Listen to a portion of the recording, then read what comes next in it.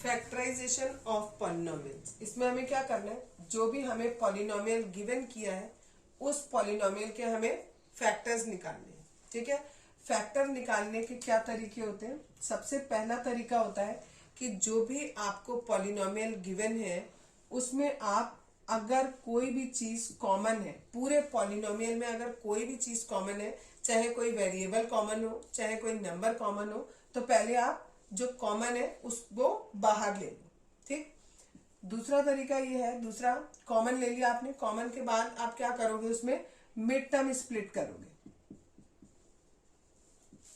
ठीक है, कभी कभी, एक मिनट और रुको, मिड टर्म स्प्लिट की जगह अगर हमारे पास ये देखेंगे हम नंबर ऑफ टर्म्स कितने हैं, अगर हमारे पास 3 टर्म है या हमारे पास 4 टर्म है, अगर हमारे पास 3 टर्म है तो हम क्या करेंगे, उसमें मिड टर्म स्प्लिट करेंगे।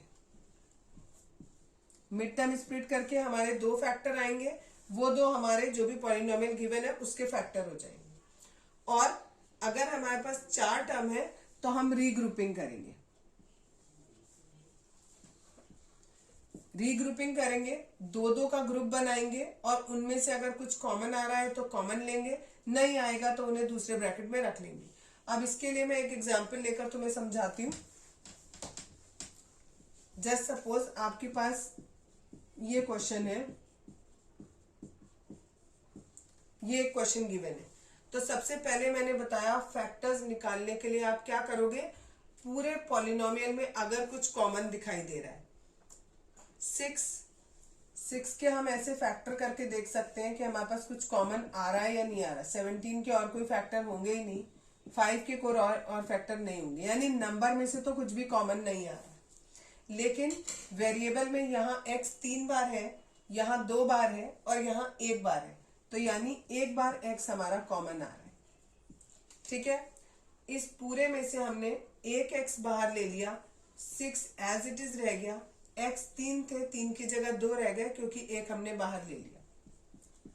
सेम 17 की जगह 17 रहा, x 2 थे, 1 बाहर ले लिया तो 1 अंदर आ गया और यहाँ पर खाली 5 रह गया क्योंकि 5 के साथ x है और इस x को हम बाहर ले चुके।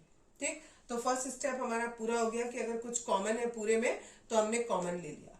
अब कॉमन लेने के बाद हमारे पास ये जो पॉलिनोमियल बचा, इस पॉलिनोमियल में 3 टर्म्स है 3 टर्म है तो हम इसका क्या करेंगे, मिड टर्म स्प्लिट करेंगे। मिड टर्म स्प्लिट करने से पहले हमें ये चेक करना होता है कि हमारा जो पॉलिनोमियल है वो स्टैंडर्ड फॉर्म में है या नहीं है।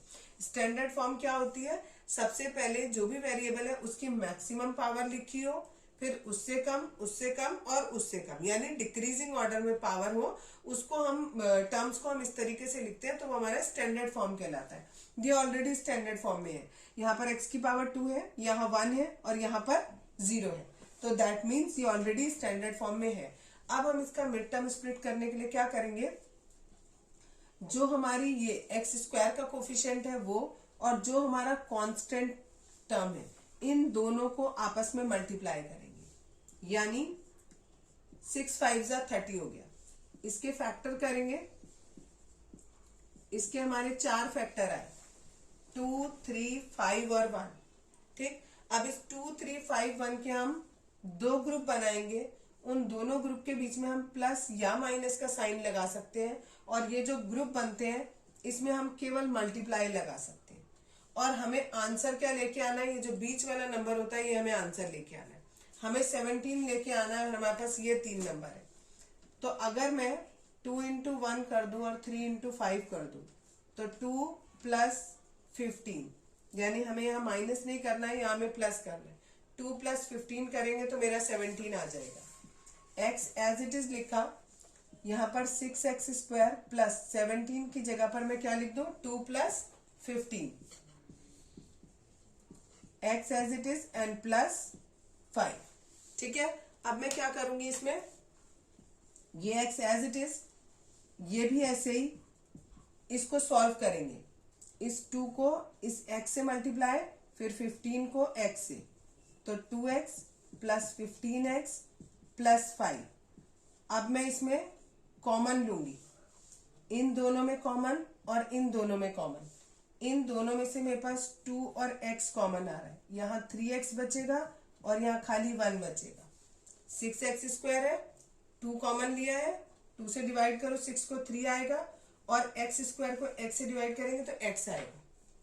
प्लस की जगह प्लस, 2x को 2x से डिवाइड किया तो 1 आ गया। इन दोनों में से सिमिलरली मैंने 5 कॉमन ले लिया। 5 कॉमन लेंगे तो यहाँ भी 3x प्लस 1 बचेगा। ब्रैकेट बंद कर दो।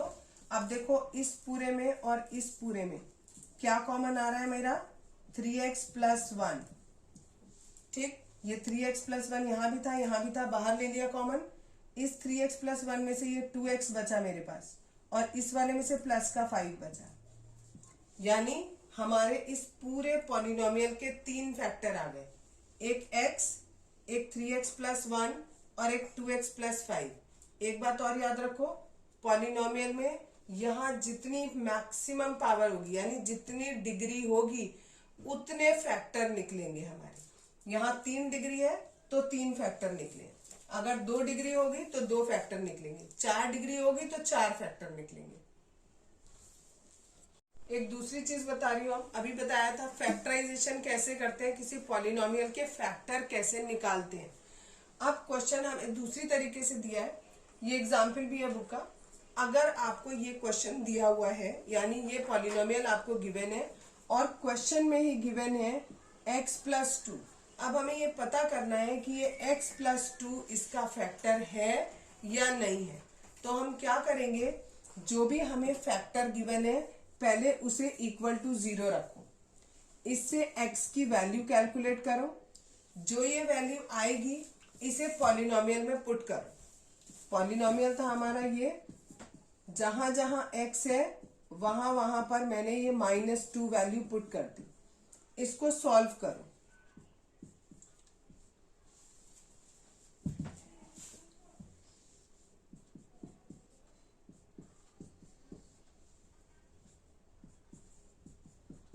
ठीक है, आंसर आ गया 0। सॉल्व करने पर अगर मेरा आंसर 0 आता है तो that means this given one is the factor of given polynomial, और अगर ये 0 के इक्वल नहीं आएगा तो दैट मीन्स ये इसका फैक्टर नहीं है, जो कि हमने कल भी किया था जब हम ये पढ़ रहे थे कि ये इसका 0 है या नहीं है। ठीक है, 0 होना या फैक्टर होना इज सेम थिंग। ठीक, अगर ये वैल्यू हमने क्या किया, देखो पहले फैक्टर आपको दिया हुआ है और पॉलिनोमियल दिया है। उन्होंने क्वेश्चन में ये पूछा आपसे, आप बताओ examine whether x plus 2 is a factor of this polynomial. तो क्या करेंगे, जो फैक्टर गिवन है उसको इक्वल टू 0 के रखेंगे, ऐसे भी लिख दो तो आपको याद रहेगा। फैक्टर को 0 के इक्वल रखो, इससे x की वैल्यू कैलकुलेट कर लो, जो भी x की वैल्यू आती है वो पॉलिनोमियल में पुट कर दो और उसे सॉल्व करो। अगर सॉल्व करके 0 आता है तो वो फैक्टर है, सॉल्व करके 0 नहीं आता है तो फैक्टर नहीं है। अब नेक्स्ट तरीके का क्वेश्चन है, ये क्वेश्चन दिया है x plus 2 is the factor of polynomial px x³ plus 3x² plus 5x plus k। Now find out the value of k। आपको क्या करना है, अब इन्होंने क्वेश्चन में खुद गिवन कर दिया कि ये इसका फैक्टर है। ठीक है, अब हमें k की वैल्यू फाइंड आउट करनी है। जब हमें ये गिवन कर देते हैं कि ये इसका फैक्टर है that means px equal to 0 रखते हैं। ये बात कल भी बताई थी मैंने कि जब भी आपको पता है कि ये इसका फैक्टर है तो px की वैल्यू 0 रखेंगे, यानी ये जो px है यहाँ 0 आ गया। x की जगह पर आप क्या रखोगे, अभी x प्लस 2 आपको बोला है ना फैक्टर है, तो इससे हमने x की वैल्यू कैलकुलेट कर ली। ये वैल्यू आप x की पुट कर दो, जहां जहां पर x है वहां वहां पे वैल्यू पुट कर दो, और k की वैल्यू हमें नहीं पता, ये हमें कैलकुलेट करनी है तो यहाँ k छोड़ दो। इसे सॉल्व करो,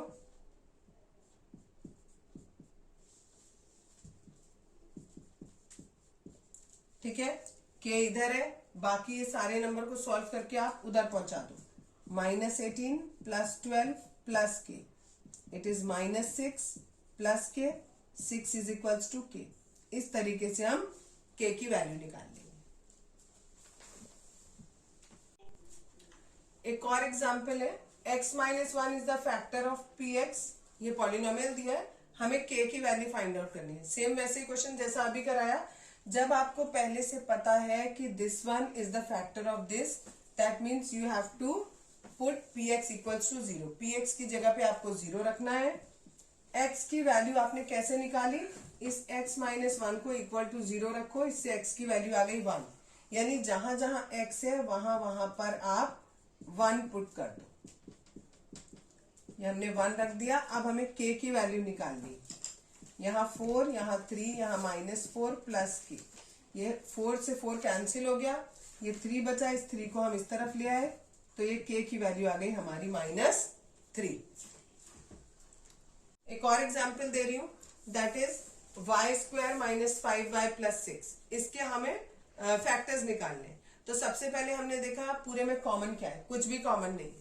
दूसरा स्टेप देखते हैं, 3 टर्म है या 4 टर्म है। 3 टर्म है यहाँ पर, तो हम मिड टर्म स्प्लिट लगाएंगे। मिड टर्म स्प्लिट के लिए सबसे पहली चीज चेक करेंगे कि ये स्टैंडर्ड फॉर्म में है या नहीं है। यहाँ पावर 2, यहाँ 1, यहाँ 0, तो that means it is in standard form.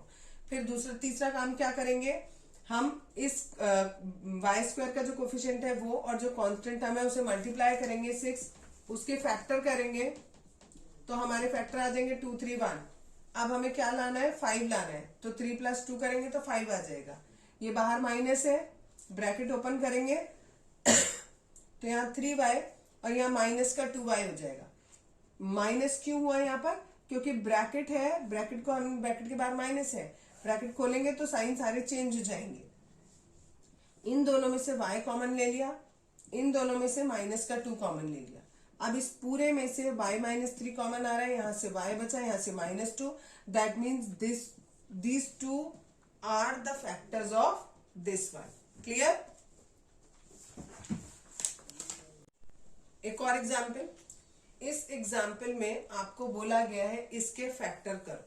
सबसे पहला काम हम क्या करते थे, कॉमन लेना। इसमें कुछ भी कॉमन नहीं आ रहा, बिकॉज ये कांस्टेंट नंबर है और इसमें ना तो x है और इस वाले नंबर में कोई नंबर नहीं है, यानी इस वाले टर्म में कोई नंबर नहीं है और इस वाले टर्म में x नहीं है, तो यानी कॉमन तो कुछ भी नहीं आ रहा। दूसरा काम हम करते हैं, नंबर ऑफ टर्म देखते हैं। नंबर ऑफ टर्म यहाँ पर 4 है तो हमें समझ आया कि यहाँ पर हमें क्या करना है, ग्रुपिंग करना है, रीग्रुपिंग करना है। बट ये वाले क्वेश्चन अलग तरीके के हैं, ये रीग्रुपिंग से भी सॉल्व नहीं होंगे। ठीक है, इसके लिए हम एक अलग मेथड यूज करेंगे, लेकिन मैं आपको पहले करके बताऊंगी कि ये रीग्रुपिंग से सॉल्व क्यों नहीं होंगे। ठीक है, और आपको कैसे पता लगेगा कि ये रीग्रुपिंग से सॉल्व होंगे या नहीं होंगे, क्योंकि पेपर में जो क्वेश्चन आएगा उसमें कुछ क्वेश्चन ऐसे होंगे जिसमें 4 टर्म दिए होंगे और आपका रीग्रुपिंग से सॉल्व हो रहा होगा, और कुछ ऐसे होंगे जो रीग्रुपिंग से सॉल्व नहीं होंगे। तो आपको कैसे पता लगेगा कि रीग्रुपिंग से सॉल्व नहीं हो रहा, तो इसमें दूसरा मेथड अप्लाई करना है। उसके लिए हमने क्या किया, पहले इन दोनों का ग्रुप बनाया, इनमें से कॉमन लिया, ये बचा। ऐसे ही इन दोनों में से हम कॉमन लेंगे, इन दोनों में से हमारा आपका 142 है और 120 है, तो दैट मीन्स 71। ओके, इसमें से खाली 2 कॉमन आ रहा है हमारा, ये 71 और ये 60। ठीक है, अब देखो जब हम रीग्रुपिंग करते हैं तो हमारे ये अंदर वाले जो ब्रैकेट्स हैं ये दोनों सेम आने चाहिए, तब हमारी रीग्रुपिंग सही कहलाती है। बट यहाँ दोनों का अंदर अलग आ रहा है, दैट मीन्स हमने ये वाली ग्रुपिंग गलत करी है। हो सकता है किसी और तरीके की ग्रुपिंग सही हो, तो मैं एक और ग्रुपिंग करके देखती हूँ। मैंने ये वाला और ये वाला, इन दोनों को साथ लिखा और दूसरा वाला और चौथा वाला एक साथ लिखा। इन दोनों में से केवल x कॉमन आ रहा है, यहाँ x² प्लस 142 बचा, यहाँ से कुछ भी कॉमन नहीं आ रहा है, तो 23x² प्लस 120 बचा। तो यहाँ पर भी हमारे जो कॉमन लेके आ रहे हैं ग्रुप ब्रैकेट के अंदर, ये सेम नहीं आ रहे। तो हमने दोनों मेथड लगा के देख लिए, हमारा सेम नहीं आ रहा। एक और मेथड लगा के देखते हैं कि हमारा ग्रुपिंग सही है या नहीं है। सपोज मैंने ये वाला अप्लाई किया, ठीक है, अगर इन दोनों में देखूं तो कोई कॉमन ही नहीं है, इन दोनों में से देखेंगे तो हमारा x कॉमन आ जाएगा, लेकिन अंदर हमारा क्या बचेगा, यहाँ तो ये बचा हुआ है, और यहां पर अगर हमने लिया भी तो ये बचेगा। तो यहां पर भी हमारे ब्रैकेट के अंदर की चीजें कॉमन नहीं आ रही है, सेम नहीं आ रही है, तो दैट मीन्स कि ये क्वेश्चन रीग्रुपिंग से सॉल्व नहीं होगा। ठीक, तो रीग्रुपिंग से सॉल्व नहीं होगा तो कैसे सॉल्व होगा? तब देखो क्या करते हैं उसके लिए। सबसे पहले इसमें हमें थोड़ा सा hit and trial method use करना पड़ता है। x की वैल्यू पहले 1 रखेंगे और इस इक्वेशन में पुट करके देखेंगे।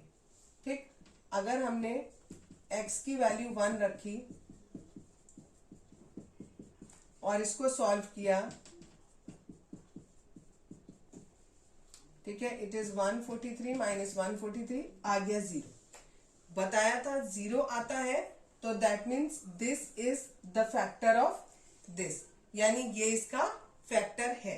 अगर 0 आता है तो फैक्टर होता है, यानी हमें एक फैक्टर मिल गया। कौन सा? x इक्वल टू 1, यानी x माइनस 1। ठीक है, इस 1 को मैं इधर लाऊंगी तो माइनस का 1 हो जाएगा, यानी एक फैक्टर मुझे मिल गया x माइनस 1, और मुझे इसके फैक्टर ही तो निकालने हैं। ठीक, तो एक फैक्टर तो मुझे मिल गया x माइनस 1, लेकिन बाकी के दोनों फैक्टर कैसे निकलेंगे अब वो देखो। x माइनस 1 एक फैक्टर मुझे मिल गया। अब इस पूरी इक्वेशन को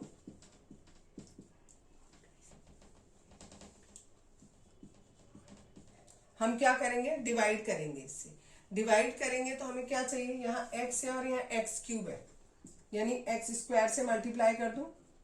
इस x स्क्वायर को इससे करेंगे तो माइनस का x स्क्वायर हो जाएगा।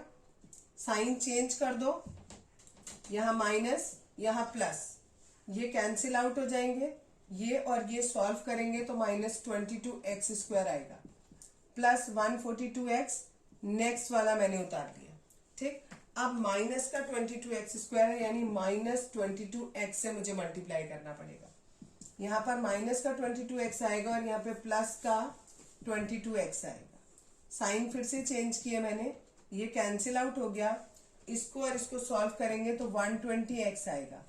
नेक्स्ट मैंने उतारा माइनस का 120, यानी अब मैं इसे कर दूं प्लस 120 से। ठीक है, यानी इसको सॉल्व किया तो मुझे एक ये नंबर और मिला। एक फैक्टर तो मेरा ये निकल गया था, मुझे अभी 2 फैक्टर और निकालने हैं। मुझे कैसे पता 2 फैक्टर और निकालने हैं?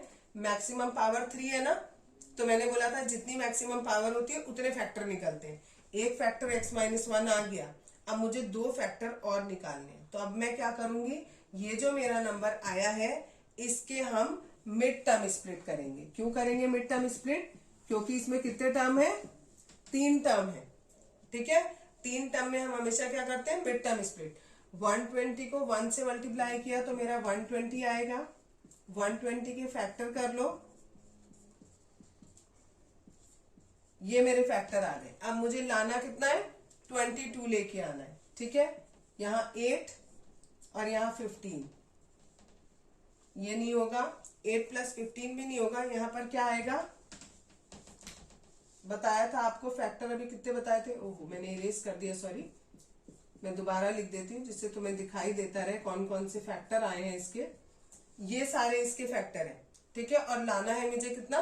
22। तो देखो, इन तीनों को एक साथ मल्टीप्लाई करूं और इन दोनों को एक साथ, तो 2 5 जा 10, 2 2 जा 4, 4 3 जा 12, 12 प्लस 10 करूंगी तो 22 आ जाएगा। ठीक है, तो यहां मैंने वही किया, 12 plus 10 plus 120 x square minus, अब ब्रैकेट खोलेंगे तो दोनों साइन माइनस के हो जाएंगे। इन दोनों में से x कॉमन लिया, इन दोनों में से 10 कॉमन लिया।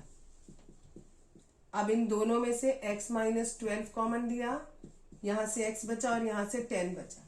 ये 2 फैक्टर मुझे और मिल गए, एक ये और एक था मेरा ये। तो यानी मुझे इस पूरे एक्सप्रेशन के 3 फैक्टर मिल गए, 1 2 एंड 3। क्लियर?